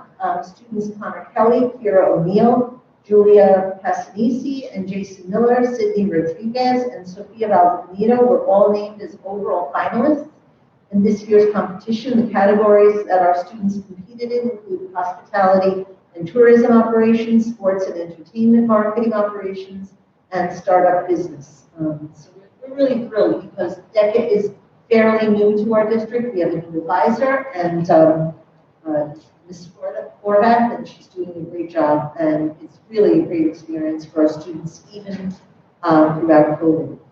Four winter athletes achieved the Athletic Department Award of Excellence by earning Scholar Athlete for their performance in their classroom and county level award, their performance on the court. Congratulations to Riley O'Hagan, Katie Howard, Teresa Lynch, and Emma Poland. All elementary teachers worked with our literacy consultant to support their planning of balanced literacy in conjunction with our Wonders curriculum. Teachers engaged in learning about 3 elements of the district's balanced literacy framework and common planning to plan for literacy instruction that is rigorous and engaging for our students. In the area of opportunity, we had career weeks at all of our schools. During career week, students engaged in virtual presentations from families and community about their various careers. Students had wonderful questions and engaged in deep conversations to assist in paving the way for their future. Professionals from a wide variety of careers spoke to our students about their choices, successes, failures, experiences, and all facets of their professions.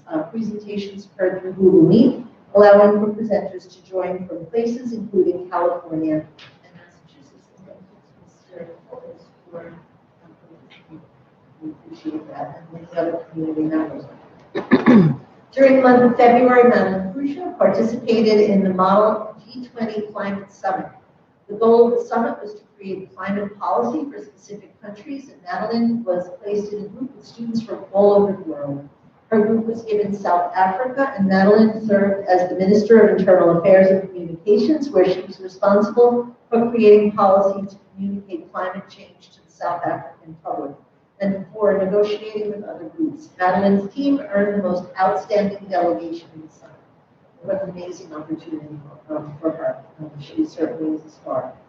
Nicole Mahalik, our band teacher, was chosen to present 2 workshops this month at the Oneida Virtual All-County Festival, one for teachers and one for students. The The student workshop is entitled Keeping the Beat, 3 Pillars of Retention for School Music Ensemble. And the student workshop is entitled Demystifying the Piccolo, the Small but Mighty. This workshop will assist students that are new to the piccolo to transition to their embouchures, as well as offer a masterclass opportunity for any student interested in performing.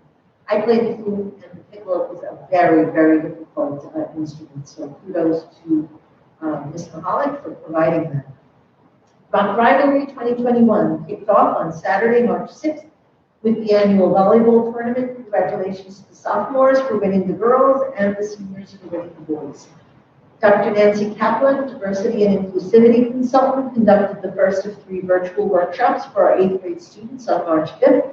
Sessions will center on leadership, inclusivity, and the transition to high school. High school fall sports are in full swing with all programs starting gameplay this week. All of our outdoor high school home games will be played at Malvern, where currently 2 home spectators are permitted per student athlete.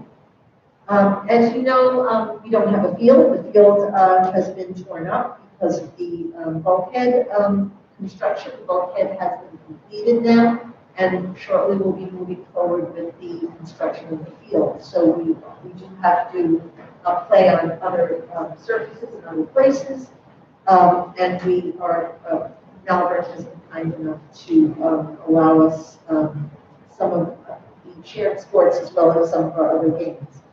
Entry procedures vary from sport to sport and have been communicated to parents by Mr. Barr. There's been a lot of talk about whether districts are allowing home game spectators and parents, allowing visiting spectators and parents. There is no consistent approach, so districts have developed their own policies, and Mr. Barr is keeping all of our families informed about when they can attend games that are in other sites, other than where our own teams are playing. Most of our JV football games are being played away because of the construction of the field. We have explored all options to have additional home games that will allow East Rockaway spectators, including local parks and school districts. However, due to the rigidity of the football schedule, we were unable to find fields that could accommodate our games and our fans. We were able, however, to schedule a game Monday, April 5th. It's a day off from school at Cantiago Park in Hicksville. So we hope that there will be, spectators will be allowed to attend. The policies regarding visiting team spectators, as I said, differ between districts. However, at this point, the vast majority of districts do not allow visiting team spectators, but that's changing by the moment. Especially for outdoor sports, but if an opposing school is allowing spectators, this will be communicated to everyone. All cross-country meets are held at Eisenhower Park, which does not allow spectators.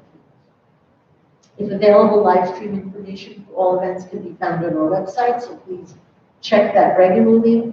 And we are inviting a limited number of home team spectators per volleyball game, both JV and varsity due to capacity restrictions in our large gym. And all home games are live streamed for free. As a reminder, on www.nfhsnetwork.com, you can find that on our website. Looking ahead, junior high fall athletics are scheduled to start on next Monday, followed by high school spring sports on April 22nd, and then junior high spring sports on March 3rd. We're exploring the possibility of hosting both home and away spectators for games held at Bay Park this year. And just for a moment to go back to our reopening, the data from athletics opening has been really very good as well. And so I think that's another good indicator that will support the fact that we can move forward opening our schools safely. In the area of innovation, teachers engaged in model school sessions to enhance instruction with technology. These sessions included breakout rooms, gaming with lessons, as well as the creation of Bitmoji classroom. Mrs. Deno's Spanish classes taught a lesson of their choice to their classmates. They selected a topic, created learning intentions and success criteria, and conducted a mini lesson for their passion project.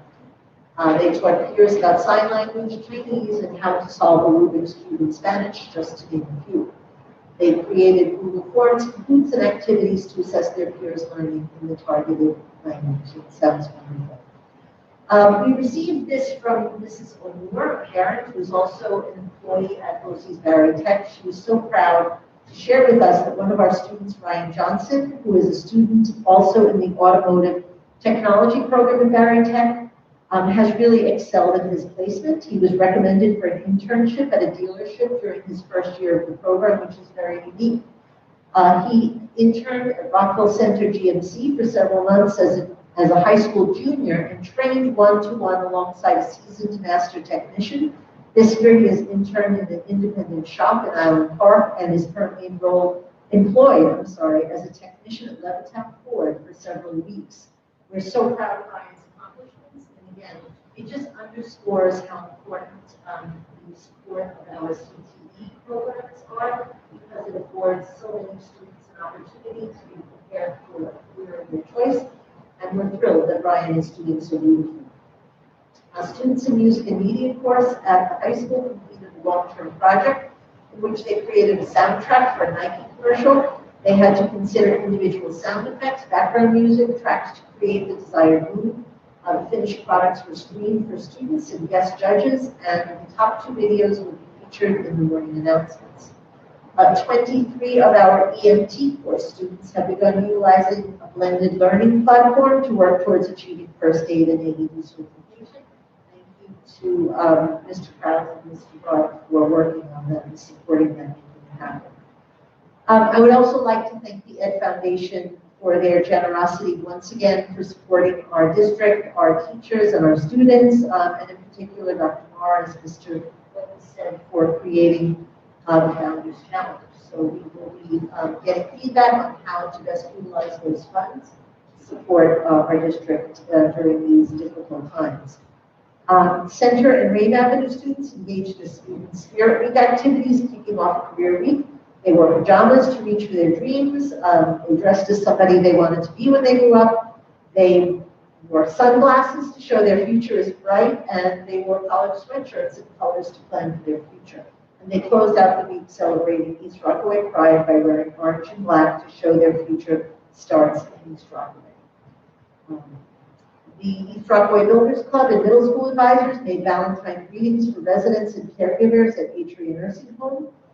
Florists generously donated, East Rockaway florists, I should say, generously donated 100 carnations as well. And Mr. Poland delivered flowers, valentines, and other holiday-themed goodies prior to Valentine's Day. So thank you to Mr. Poland, and I really appreciate that our club advisors have continued to work with our students and to provide creative opportunities for them to be engaged. Our East Rockaway school counselors and students were invited to participate in Lynbrook's Trade School and Apprentice Fair on February 25th. The event was held virtually and featured representatives from such schools as Lincoln Tech, Long Island Nail, Skin Care, and Electrical Training Institute.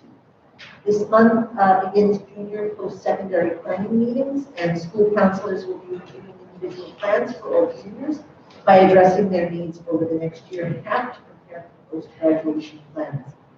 And as part of the joint venture between National Honor Society and the middle school teams, members of the National Honor Society will begin peer tutoring students in grades 7 and 8. Students in need of tutoring were identified by our middle school teachers and matched with members of the Senior Honor Society that have volunteered their time. And almost finally, the Holler Fair will take place on March 22nd. That's our college fair that we have participated jointly in with neighboring districts. Our students and families will participate in a live virtual college admissions panel and have the opportunity to review content-specific videos from a variety of colleges on topics such as financial aid, college essays, and more. And now I'm going to turn it over to Mrs. Heck, who's going to provide an update on some new information about the New York State assessments.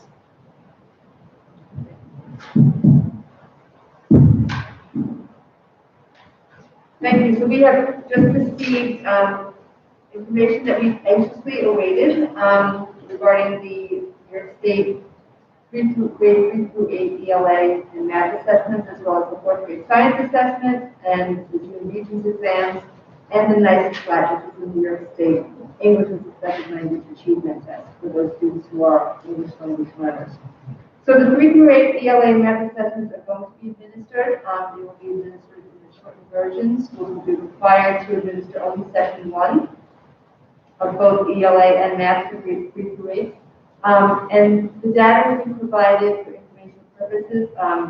The data district will not be used for accountability measures. We've talked about that a lot recently regarding ESSA and accountability measures, but that will not be in place this year.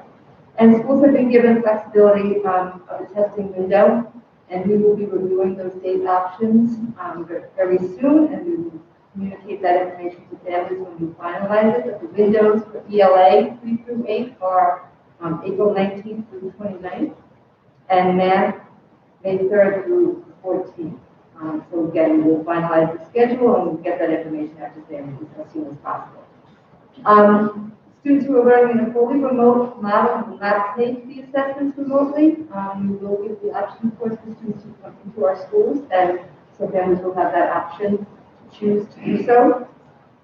The 4th grade science assessments will be administered in early June, and that has also been reduced to only include the written portion of the test.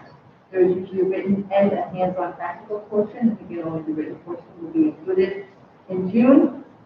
And the Regents exams, again, anxiously been waiting for information, have been reduced also to only include the administration of 4 exams, the English language arts, Algebra 1, living environment, and earth science. These are required exams, and we will be planning for the June testing period. And all other Regents exams have been suspended and are not going to be administered in June and August, nor in August, as far as we know at this point. And finally, the nicest class, the New York State English as a second language achievement test has been extended also, which gives us a little more flexibility, and we are happy to know that that will be administered this year, because that does help us determine the student levels in our ENL program, as well as when students can exit from our ENL program. So again, this information will be shared as soon as we finalize it, but it gives us a little more direction and a little more information as we move forward. And families can also know that this is coming and that this has been significantly reduced this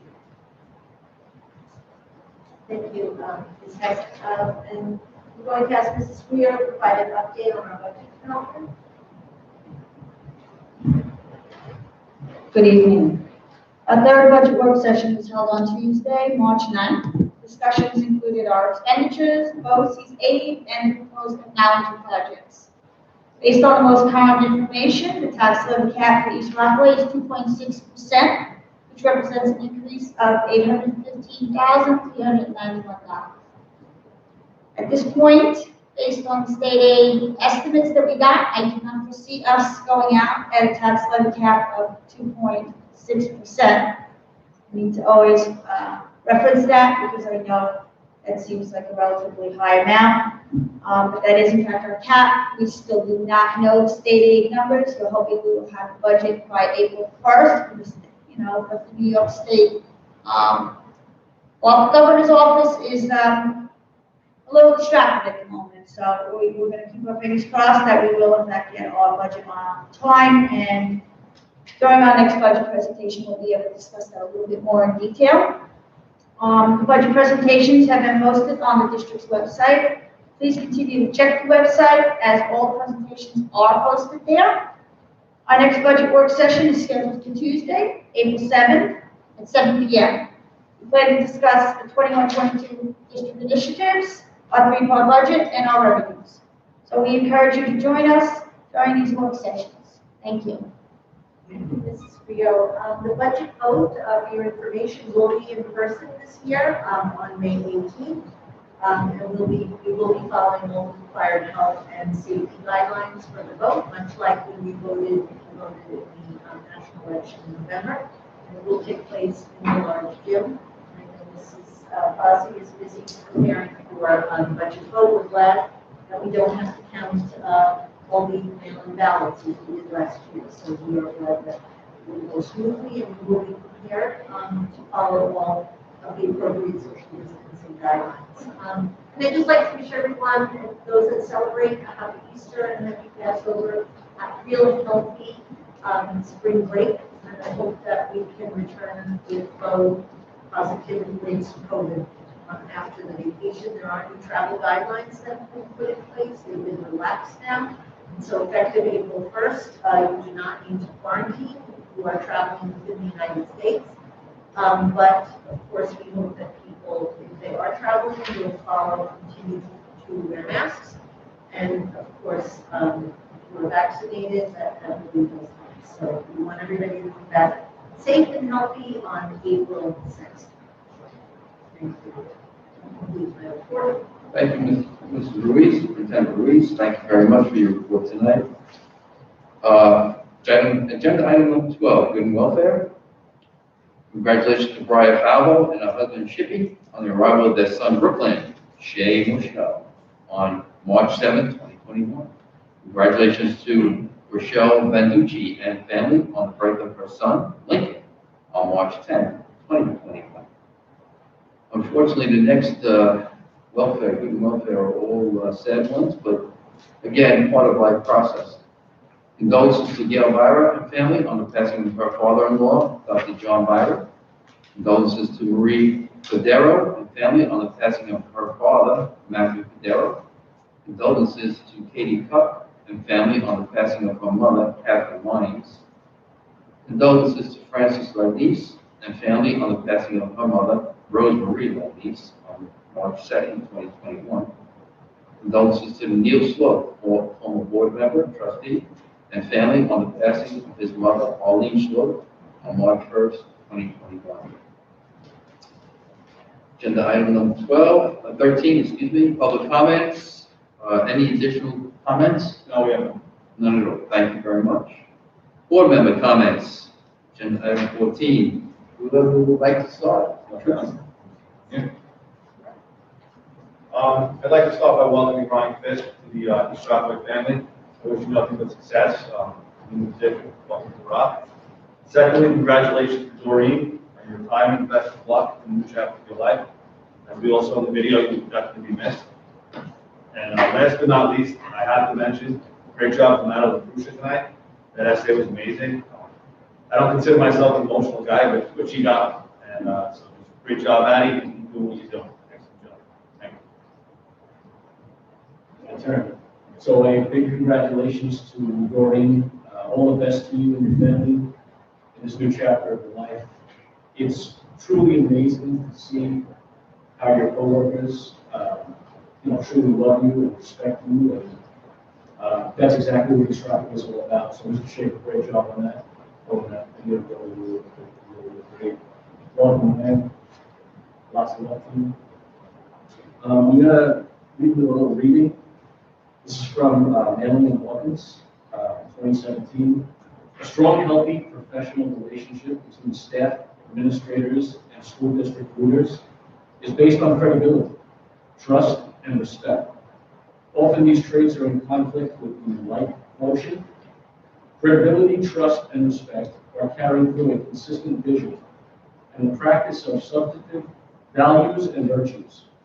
Being liked should not be as important to the leader as being judged fair, honest, and competent.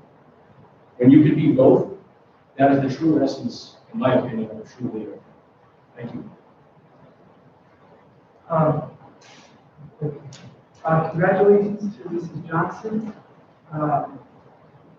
Everyone loves you, and it sounds like you're really going to be sorely missed. Congratulations, Maddie Crucia. That essay was just awesome. Ryan, welcome aboard. And Keith, congratulations, well deserved.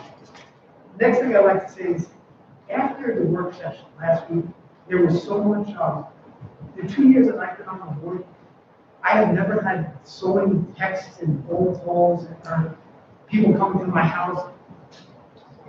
Not even close to after that work session. I think it was a little, for us, it was the first time hearing the plan, and we definitely did approve to go forward with the plan. It was just, the specifics of it. And the good thing is, I think after everything, after all the discussion back and forth, I hope that we all got it right. And the way to get it right is by everyone communicating with each other to get it right. And so that's a good thing. we had some discussions about it, and I know there were a lot of community members not happy, a lot of seniors, rightfully so, unhappy. But the good thing is that we were all able to talk it out, and I think the right thing happened. So I hope you guys, to me, that's the most important. Okay, so first I would like to also congratulate Jordan Johnson on the retirement. You will clearly be missed as the Chambers video that I nicely done. We wish you the best of luck. I also would like to echo and Superintendent Louise. Congratulations, Keith, on that award. It was a long time coming and well deserved. Additionally, I'd also like to congratulate Maddie Lucha for earning the Scholastic Writing Poetry Award.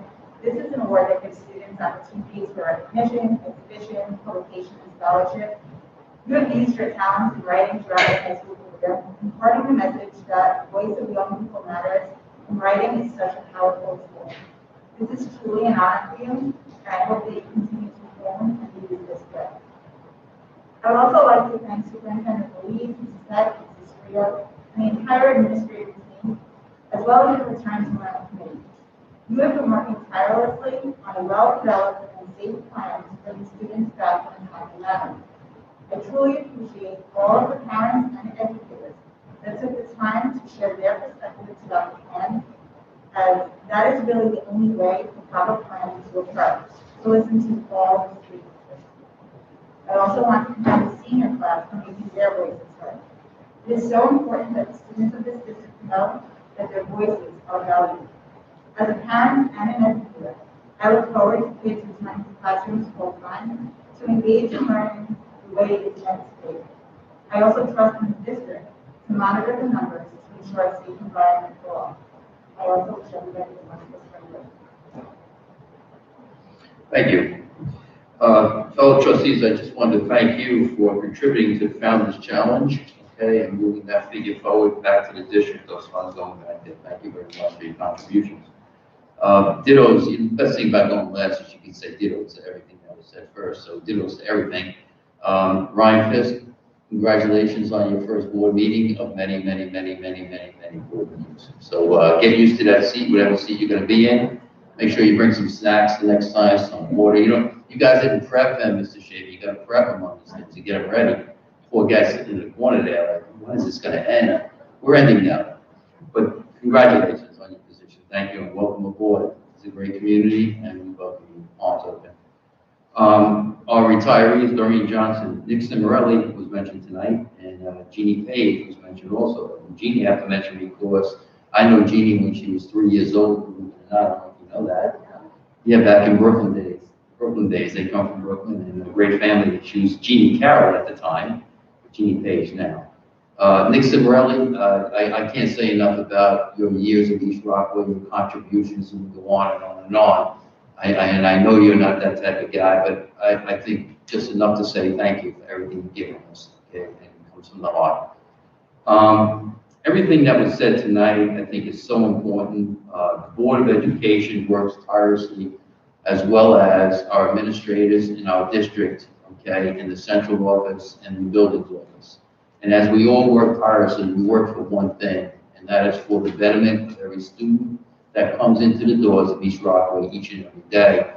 And at times, there will be differences of opinions, but that's okay because that's what sharing and learning is all about. And it's learning to work together consistently and to be there for each other, okay, each and every day. Learning that everybody is approachable in the district, all right, in a proper fashion manner. And I could not be as proud, so maybe you said it, for reading so many emails from our students about, the return for seniors was outstanding. And as Maddie tonight was outstanding, it shows you the ability for our students to move into the world, okay, seniors, and be productive citizens because they're already advocating. And the biggest thing is advocate for yourself in life because nobody else is going to advocate for you, but advocate for yourself. So thank you. Thank you for being here tonight. Everybody who did come out to the meeting. For those who listen from home, thank you. Because you're all part of this community. That's the most important part to us, which is furthering our education for each and every rock that walks through the door. Before I close the meeting off tonight, I'd like to turn it back over to Mrs. Trio for a minute, if you'd like to make a correction. Yes, good evening again. I apologize. I realized that I sent the wrong budget work session date. The date is Tuesday, April 13th. I believe I misspoke and said Tuesday, April 7th. That is not Tuesday. Again, the next budget work session is Tuesday, April 13th at 7 o'clock. Thank you. Thank you, Mrs. Trio.